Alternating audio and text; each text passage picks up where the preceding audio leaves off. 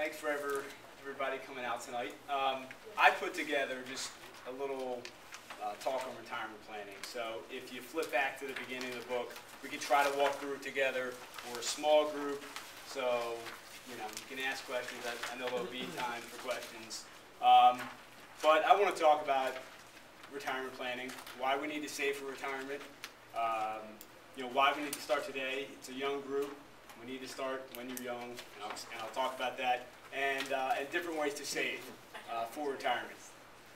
401k plans through your company and or on your own IRAs. Anybody have any questions in the back? We good? There's a 403B or BT, I know, right? Yeah. So through your company. Do they match? Yeah, up to 3%. Really? No wonder they need the annual campaign. Sorry.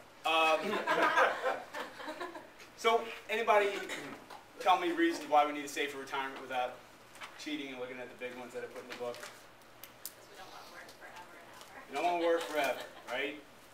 At some point, either they're going to kick you out of the workforce, or you're going to want to hang your spikes up and take yourself out. But retirement is something that will come.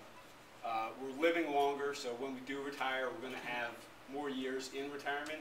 And we're facing inflation. We see it today. Someone made a joke in the front. Inflation is a real thing. It's not a joke. And we won't have Social Security. What's that? We won't have Social Security. And we won't have Social Security. Most of us, I would be shocked if anybody in here has a pension. I know we had a pension when I started, and I got $1,500, and they gave me a rollover, and that's it. No more pension. The rest is on me. So no one's going to save for us. We actually have to save for ourselves. So I like to say you got to pay yourself first, and we have to save for our own retirement, and we have to start. You mean Social Security is not going to save? Well, for some of us who are older, Social Security won't likely replace the income like it will for those who are in the system now.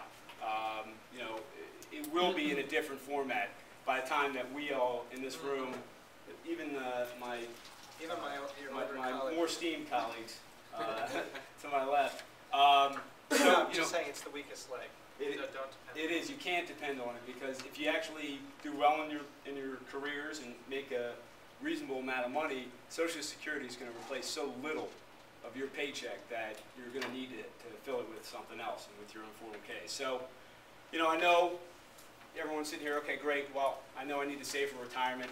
Where can I find the money? Anybody go to Starbucks? Yeah? What's it cost for a latte? $3.03 is my coffee every day. $2.60. So, well, that's 161,000. if I save that money for a year, that could be 161,000.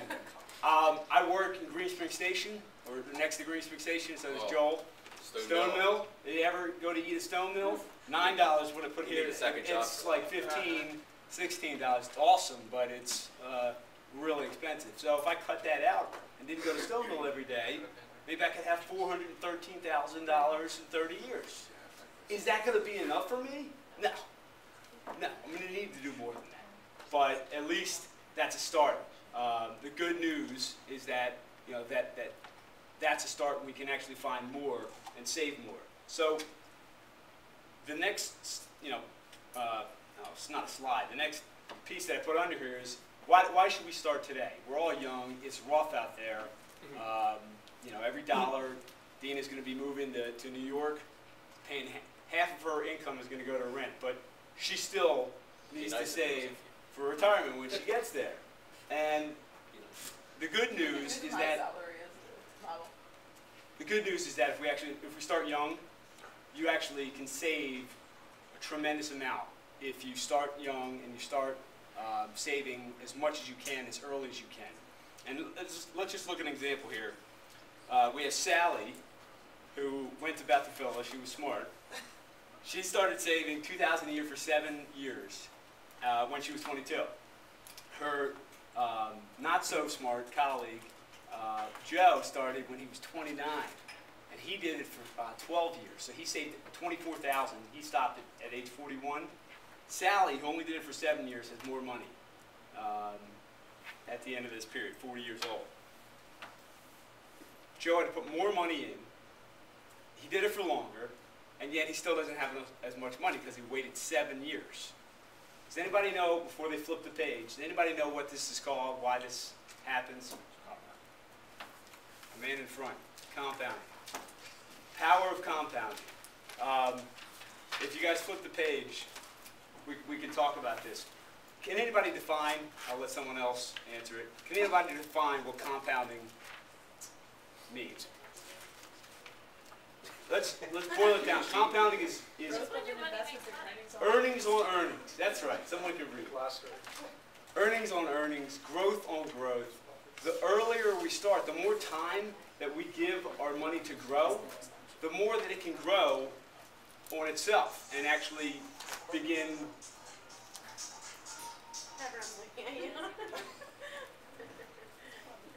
I don't want to, hammer this, bang this way too hard, but it really is so important to start young. And if you just see, if you give $50 a month for 10 years and you earn 8%, you can have $9,000. 20 years, if you were able to let that money grow another 10 years, you end up with $28,000. 30 years, $70,000, but if you wait another 5 years, you end up with $107,000. This is really just the point that the longer you can let your money grow for you, the more it can grow to. I mean, it really is hugely powerful. Yeah? Can you tell me where I can go to get 8%? Where you can go to, you can invest with me and Joel and John. No, I'm just kidding. Over long periods of time, I think you're going to maybe talk about that a little bit. Over long periods of time, that's another benefit of giving yourself many, many years. Historically, markets have done 8 to 10%, depending on the figures. But a lot of people today are very, concerned, with what's happened over in the markets the last few years. If you're young, you have a long time. If you start young enough, a long time for that money to grow. So you really just put it away, forget about it, let it grow, let it do its thing. But I'm going to let Josh talk a little bit about that. Maybe you get 6. Great. It's better than nothing. It's better than 0.02 that you get in the bank. Or that's not necessarily investing, that's money, but it's money you're setting aside for you that's earning money. That's not, it's your savings. Whatever you get, you're going to get. I mean, but the point is more, but the point is to save. Right. The point is to save. The more you can earn, obviously, the greater the power of compounding. If you compound at a higher rate, and over time, you're going to have a lot more money. Think about it this way. It works the same with debt.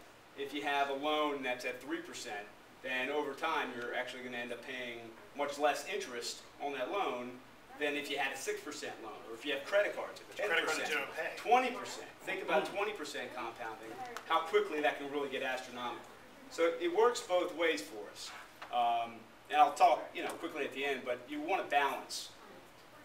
Joel was talking about balancing between, priorities, spending, how much do we want to set aside for saving, short-term, long-term savings, retirement, but you also have to pay down your debt. So it's all a balancing act. But the good news is that our government does want us to save for retirement. So they've created the ability to invest in tax-deferred accounts, 401ks, IRAs, 403bs. But if you just look at this next little chart that I put here, it's black and white, but the bars on the right are the tax-deferred investment. So again, this talks about the power of compounding. If you give it a 10-year period, you end up with slightly more than $4,000 more because you don't have to pay capital gains, taxes on dividends, interest. You don't have to pay taxes each year. The government says, just put it away now. You won't have to pay the taxes on it year by year. We'll tax you when you retire, when you actually start to use that money. So, yeah. Sorry, have you done research to see, does the cost benefit come out that once you retire, the amount you're spending on your taxes to pay versus if you paid it every year, taxes on it every year, is it more beneficial for your taxes or not? The reality is, and I think for most people when they do retire, they're earning less money. Right. So you're earning money, maybe in your peak earning years, you're getting a tax deduction. You're the 35% tax deduction.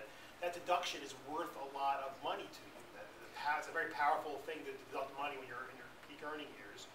You you retire, you know, at some point you're 70, 65, whatever, and you're pulling money out of a tax deferred account, presumably you're in a lower tax bracket.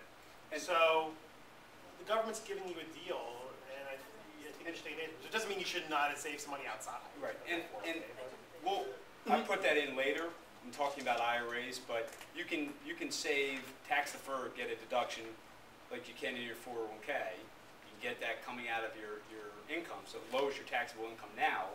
And then when you retire and take the money out, then you have to pay taxes on it. You can also use Roth accounts, and actually some 401ks and 403bs have this option now, where you can save after-tax money, so you don't get a deduction on it.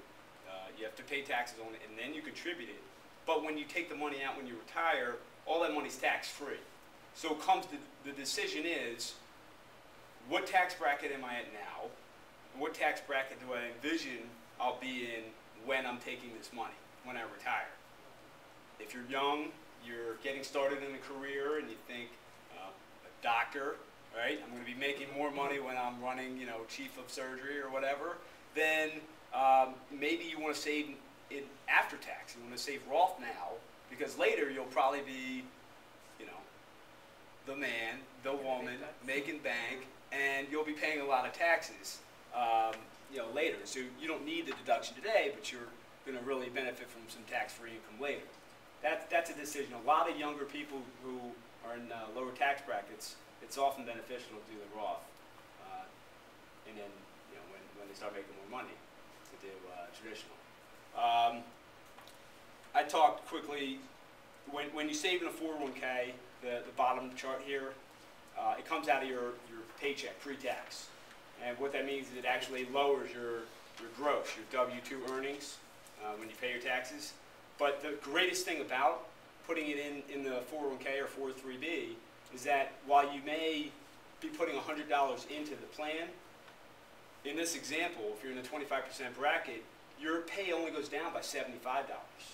So you're getting this incentive, you're putting more money away than you're seeing come out of your paycheck, and you really can, you know, sock a lot of money away.